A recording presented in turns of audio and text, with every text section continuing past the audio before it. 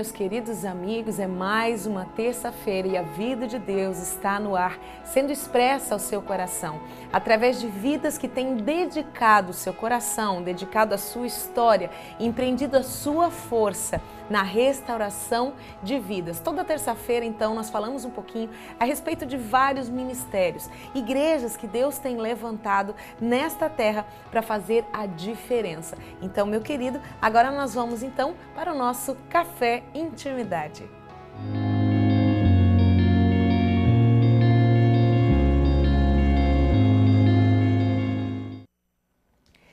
Você que está conosco nesta manhã aqui pelo canal 6 da Via Cabo TV, esse é o Café Intimidade no Devocional Intimidade. Um programa separado para trazer o amor, para trazer a vida, para consagrar os primeiros momentos do nosso dia diante da presença do Senhor. E para conversar comigo nessa manhã, eu tenho aqui o pastor Ezequiel Lourenço, ali do Santuário da Família de Navegantes, né, do bairro São Paulo. Bom dia, pastor. Bom dia, Mônica. Bom dia a todos que estão nos assistindo nesse momento. Dizer para você que, para começar nosso café, que nós tivemos durante 12 anos no Santuário da Família. Hoje, hoje não, já há alguns meses, estamos com o ministério, cujo presidente é meu pai, Ministério Família Cristã. Família Cristã. Ministério Família Cristã. Igrejas Família Cristã. Né? Então, já há alguns meses, meu pai esteve aí, e hoje estamos em igrejas aqui no Paraná e também em Rondônia. Ah, que bem, assim, Rondônia. Eu morei em Rondônia, sabia, pastor? Morou?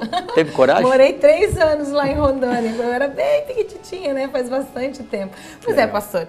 E conversando um pouquinho agora, como é que foi a sua experiência pessoal com o Senhor, né? Até chegar no ministério, como é que foi o seu encontro com o Senhor? Olha, aí aqui diz que cristão de berço não existe, né? Tem que, você pode até ser evangélico de berço, né? Então eu sou evangélico de berço, vamos dizer assim, eu nasci em família cristã, meus pais, aliás, até meu pai quando nasceu, em 1942, meus avós eram evangélicos. Mas eu posso dizer para você que a minha experiência pessoal com Deus foi durante a minha adolescência, né? A minha experiência com Deus foi nos cultos de vigília, que as vigílias, né, das madrugadas, noite, feito em sítios, né? E eu me lembro bem que em uma fazenda estava tendo uma vigília e ali eu tive a minha primeira experiência, eu devia ter em torno de 13, 14 anos. Foi aí que eu tomei a decisão de me batizar, quando eu tive essa experiência pessoal com Deus. É tremendo porque até uma certa brincadeira que a gente faz que filho de crente não é crentinho, né? Não é crentinho. Porque você é filho de... Claro que isso tudo te influencia. Influencia. Mas a tua experiência com Deus, ela vem no momento em que você decide, né, pastor? Que você tem esse contato com o Espírito Santo, com o Senhor. É verdade. Às vezes até isso é um motivo de alguém que nasceu em berço evangélico prestar atenção na sua vida. Que às vezes você está vivendo uma religião. Você está vivendo a religião e não está vivendo uma vida mesmo de comunhão com Deus, que às vezes você nasce ali e vê o pai fazendo, a mãe fazendo, e você pensa que está vivendo uma vida de comunhão, uma vida plena, e às vezes não é. Né? Até o momento que Deus vem então e mostra pra gente a nossa verdadeira realidade, né? Não é assim que você está vivendo, mas é isso que eu tenho para você, exatamente, né? Mas a pessoa precisa ser sensível a isso. Porque às vezes Deus está querendo mostrar uma coisa para ele e o espírito religioso prende ele à religião e ele não quer ver aquilo que Deus quer mostrar. Eu tenho experiência, conheço pessoas, entendeu? Nessa área, por ser exatamente, como eu sempre digo, terceiro de geração evangélica, meus avós eram. Então eu tenho experiência, hoje eu estou criando minhas filhas, acabei de falar para vocês sobre a minha neta, estou com a minha neta criando dentro da igreja, então a minha neta seria a 5ª, 6ª geração, então eu tomo muito cuidado com isso, do espírito religioso, pegar a pessoa ele cauteriza a mente, né? Ele não percebe que você enxergue aquilo que Deus tem lá na frente. E pastor, como que sucedeu o chamado ministerial na sua vida, que hoje então é a Igreja Família Cristã de Navegantes ali no bairro São Paulo? A chamada, como é que a gente vai te falar? A gente tem um ditado assim, que às vezes tem coisa que é de família. Então eu acredito que o chamado, especialmente, ou na minha família, pelo menos que eu posso dizer, ao que me parece que a família conhecida por Matias Lourenço, que é dos meus pais, todos são chamados. Porque nós já tivemos, eu e meu pai tentando contar, nós chegamos a contar 12 pastores que benção, da família. Governo já. Né? Fora, é verdade. Fora a gente sabe assim, de evangelistas, missionários, dirigindo igreja, e por aí vai. Então, a minha chamada, desde que eu me batizei, desde que eu tive um encontro, eu com 16 anos, eu comecei a pregar o evangelho, pregar mesmo, assim, púlpito, tá? Pregar para jovem, e em encontros, naquele tempo falava confraternização de jovens, né? Congresso.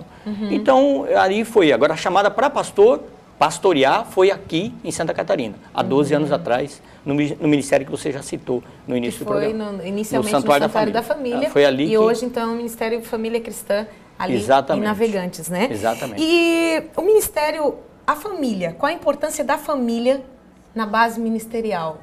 Na base do Ezequiel, não digo nem do pastor, porque o pastor ele vem a partir da vida pessoal família, do Ezequiel, né? Como é que é o que é a família? A gente até tem uma foto das 2 filhas do pastor, da esposa do pastor. Se do lado estiver aí, coloca aí pra gente enquanto a gente conversa aqui. A família é tudo, né? A família, tanto é que eu sempre gosto de dizer em cultos específicos, que a família é a instituição mais antiga na Terra, né? Aliás, é bom que alguns colegas, né, aproveitem para a gente lembrar aqui, que é mais antigo do que a igreja.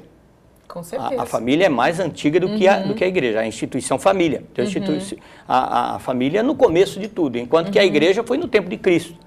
Então, para mim, a família tem muito, tanto é que o ministério, a gente optou por família cristã, né? Porque o meu pai, a grande chamada do meu pai, que é pastor, ainda vive lá em Porto Velho, Rondônia, com 71 anos, aposentado das Assembleias de Deus, né? O jubilado, conforme eles dizem. O meu pai, a grande chamada dele é na área da família. Ele trabalha até hoje com casamentos, restauração de casamento, é a chamada dele que hoje ele faz ainda isso.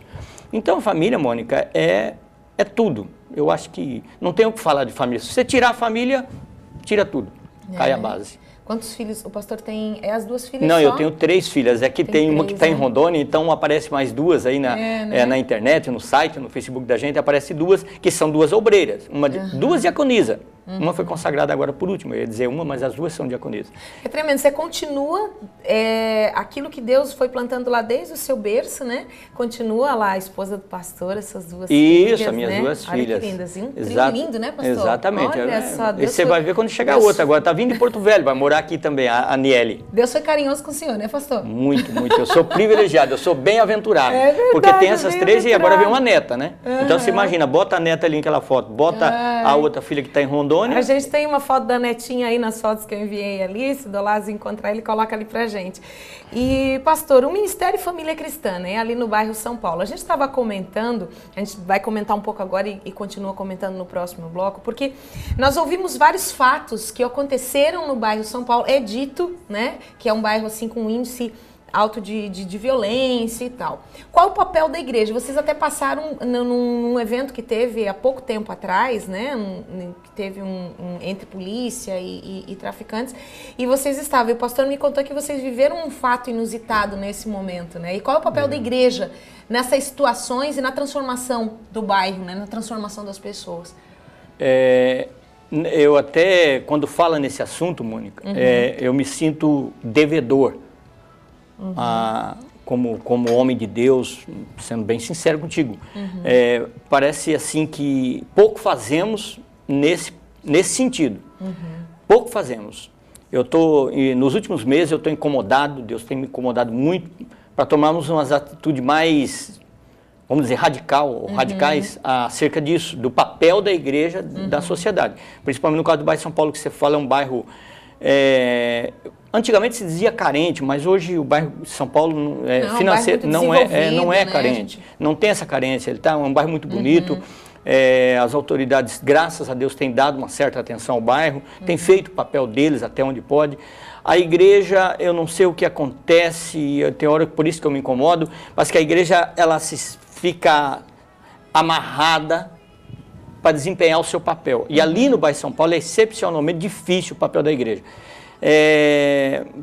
Existe ali algo que a gente precisa orar, nós estamos orando em campanha de oração, para que a igreja consiga romper, né? A palavra correta. Trazer essa transformação. Trazer, né? Porque parece que as igrejas ali tem muita igreja, mano. muitas igrejas, muitas. Eu nunca...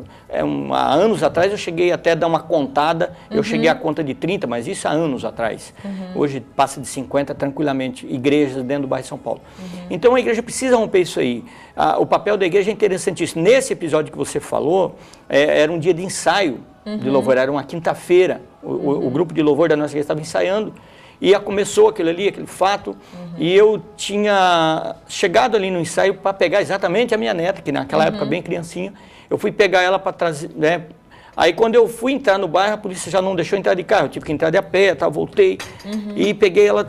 Quando ali, o que acontece? Os policiais, quando eu me identifiquei como pastor, eu disse, eu sou pastor daquela primeira igreja ali, tá? Então ele permitiu que eu fosse e voltasse. A igreja é bem na entrada, né? Na entrada do bairro. Na rua principal ali já... Na entrada, na primeira quadra, lá direita, ali é a igreja.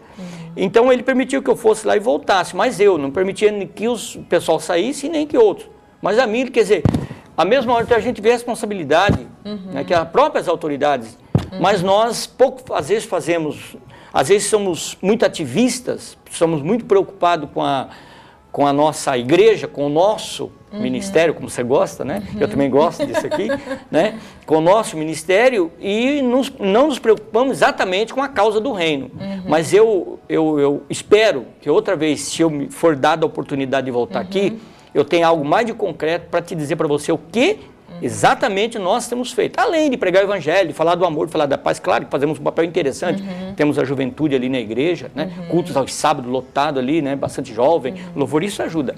Mas tremendo, né, precisa pastor? de mais. Mas eu creio que o chamado, cada dia, ele nos leva e primeiro ele nos absorve para dentro do Pai para entender, as necessidades ficam claras diante de nós e então a gente avança, né? E no próximo bloco a gente vai falar um pouquinho mais especificamente, então, das atividades, né, do Ministério Família Cristã, ali, do Ministério Família Cristã, da cidade de Navegantes, ali no bairro São Paulo. Então, meu querido, você não sai daí, porque quem sabe você seja morador de Navegantes, está procurando, mas onde é que é essa igreja? Você já vai saber o endereço, vai conhecer um pouquinho dos trabalhos, dos ministérios, todos que desenvolve ali, do querido pastor Ezequiel, sua família e toda a sua equipe ministerial aí. Então, é só um minutinho e a gente já volta.